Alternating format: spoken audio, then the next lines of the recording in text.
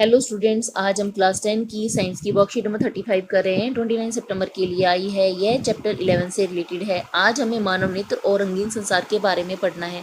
चलिए बच्चों, शुरू करते हैं। पूर्ण आंतरिक परावर्तन।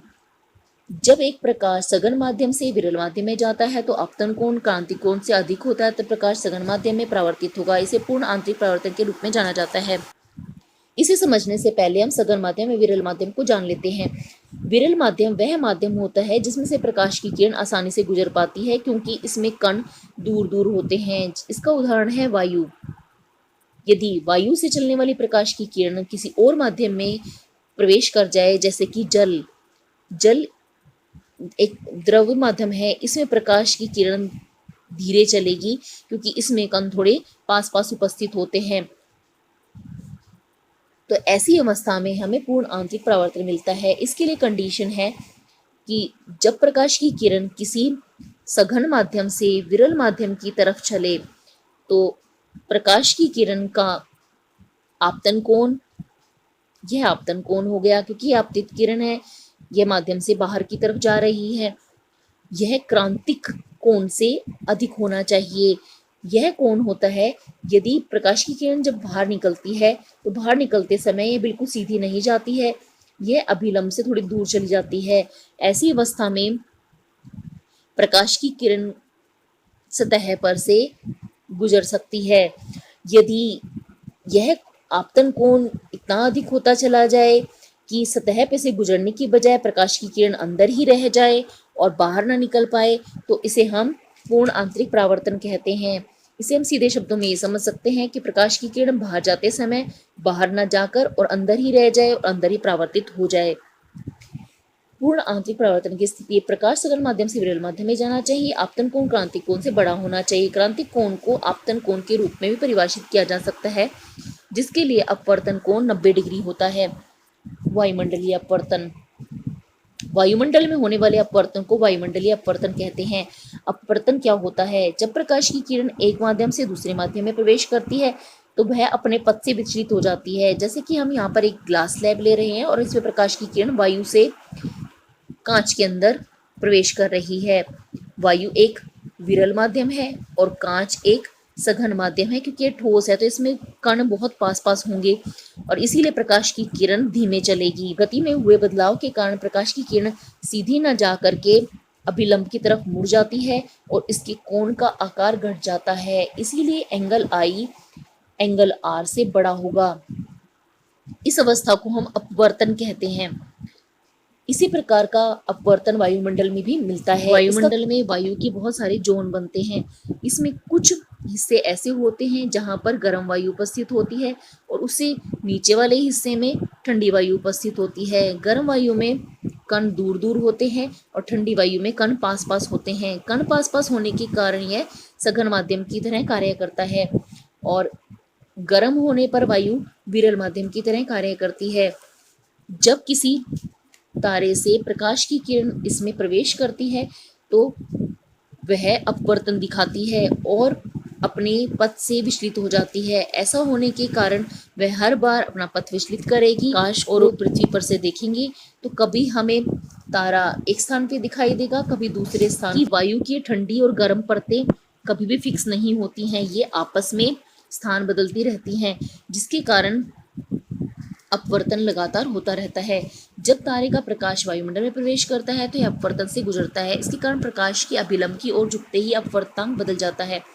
तारों की स्पष्ट स्थिति वास्तविक स्थिति से थोड़ी भिन्न दिखाई देती है। चूंकि पृथ्वी के वायुमंडल की भौतिक स्थिति अस्थिर नहीं है, तारों की स्पष्ट स्थिति बदलती रहती है, इसलिए टिमटिमाते नजर आते हैं। क्योंकि पृथ्वी पर ये वायु की परतें फिक्स नहीं है, ये आपस में एक दूसरे से मिलती रहती है, कभी ठंडी गर्म के साथ मिक्स होती रहती है। इस वजह से इसका अपवर्तनांक बदलता रहता है और इसीलिए तारे से आने वाला प्रकाश कभी किसी डायरेक्शन में मुड़ता है तो कभी किसी दूसरी डायरेक्शन में मुड़ता है और इस वजह से हमें टिमटिमाते हुए दिखाई देते हैं और जो इनका सही स्थान है वहां पर हमें कभी भी तारे दिखाई नहीं देते हैं। अग्रिम सूर्य का प्रकाश और विलंबित सूर्यास्त। सूर्य वास्तविक सूर्योदय से 2 मिनट पहले दिखाई देता है तथा सूर्यास्त 2 मिनट बाद तक दिखाई देता है। यह भी वायुमंडलीय अपवर्तन के कारण होता है, क्योंकि जब सूर्य सूर्यास्त के नजदीक होता है तो वहां की वायु गर्म होती है जबकि दूसरे क्षेत्र की वायु ठंडी होती है। तो इसमें भी बहुत सारी परतें बन जाती हैं वायु की, जिसके कारण जब सूर्य का प्रकाश इसमें चलता है तो वह अभिलंब की ओर लगातार मुड़ता रहता है, और इस वजह से प्रकाश के मुड़ने के कारण हमें सूर्य अपने स्थान से कुछ ऊपर दिखाई देता है, क्योंकि हमारी आंख कभी भी आने वाले प्रकाश को तिरछा करके नहीं देख पाती हैं। 2 मिनट पहले दिखाई देता है और 2 मिनट बाद तक दिखाई देता है। टिंडल प्रभाव, जब प्रकाश की किरण पानी की छोटी बूंदों में से होकर गुजरती हैं तो धूल के निलंबित कणों आदि से और कोलाइडल विलन से टकराती हैं तो किरण का मार्ग दिखाई देता है। ये टिंडल प्रभाव के नाम से जाना जाता है। परिकिरणित प्रकाश का रंग कोलाइडी कणों के आकार पर निर्भर करता है। बहुत महीन कण मुख्य रूप से नीले प्रकाश को बिखेरते हैं, जबकि बड़े आकार के कण लंबी तरंगदैर्घ्य प्रकाश को बिखेरते हैं। इसका नाम टिंडल प्रभाव इसलिए रखा गया क्योंकि टिंडल नाम के साइंटिस्ट ने दिया था। जब किसी भी कोलाइडी विलयन में से प्रकाश को गुजारा जाता है तो प्रकाश का पथ दिखाई देता है और उसके मध्य कोलाइडी विलयन के कण चमकते हुए दिखाई देते हैं। इसे ही हम टिंडल प्रभाव कहते हैं। आकाश का रंग नीला क्यों दिखाई देता है? प्रकाश के प्रकीर्णन के कारण आकाश का रंग नीला दिखाई देता है। जब सूर्य का प्रकाश वायुमंडल से होकर गुजरता है तो हवा के महीन कण लाल रंग की अपेक्षा नीले रंग को अधिक मजबूती से बिखेरेंगे। वायुमंडल में बहुत सारी गैसें व धूल के कण उपस्थित होते हैं। जब सूर्य का प्रकाश इनसे होकर गुजरता है तो यह नीले रंग को चारों तरफ बिखेर देता है। नीले रंग के प्रकीर्णन होने के कारण या बिखरने के कारण हमें आकाश नीला दिखाई देता है, जबकि लाल रंग का प्रकीर्णन नहीं होता है या बहुत ही कम होता है। सूर्योदय और सूर्यास्त के समय आकाश लाल रंग का क्यों दिखाई देता है? सूर्यास्त और सूर्योदय के दौरान क्षितिज के पास सूर्य के प्रकाश से हमारी आंखों तक पहुंचने से पहले हवा की मोटी परतों से होकर आता है और वायुमंडल की बड़ी दूरी से होकर गुजरता है। सूर्य के ऊपर से प्रकाश अपेक्षाकृत कम दूरी करेगा, जिसके परिणाम से सूर्य का श्वेत रंग दिखाई देगा। क्षितिज के पास अधिकांश नीली रोशनी और छोटी तरंगदैर्घ्य द्वारा दूर बिखरी हुई है, इसलिए हमारी आंखों तक पहुंचने वाला प्रकाश लंबी तरंगदैर्घ्य का होता है, इसलिए लाल रंग का दिखाई देता है।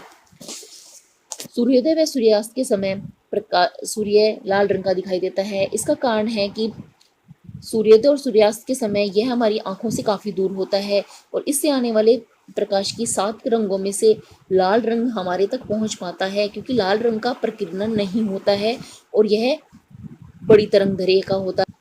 ये इसीलिए यह आसानी से दूर तक भी पहुंच पाता है। जब सूर्य हमारे उधरवस्त होता है, यानी हमारे बिल्कुल सिर के ऊपर होता है, दोपहर के समय इसमें से आने वाली प्रकीर्णन बहुत कम होता है और 7 रंग हमारे पास एक साथ पहुंच पाते हैं, जिसकी वजह से प्रकाश के 7 रंग के मिलने से हमें सूर्य श्वेत रंग का दिखाई देता है। निम्नलिखित परिघटना का वर्णन करें। सितारों का टिमटिमाना, आकाश का नीला रंग, सूर्योदय और सूर्यास्त के समय सूर्य का लाल दिखना और अग्रिम सूर्योदय एवं विलंबित सूर्यास्त।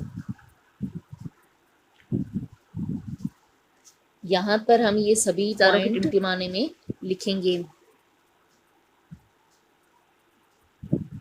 आकाश का नीला रंग, प्रकाश के प्रकीर्णन के कारण आकाश का रंग नीला दिखाई देता है।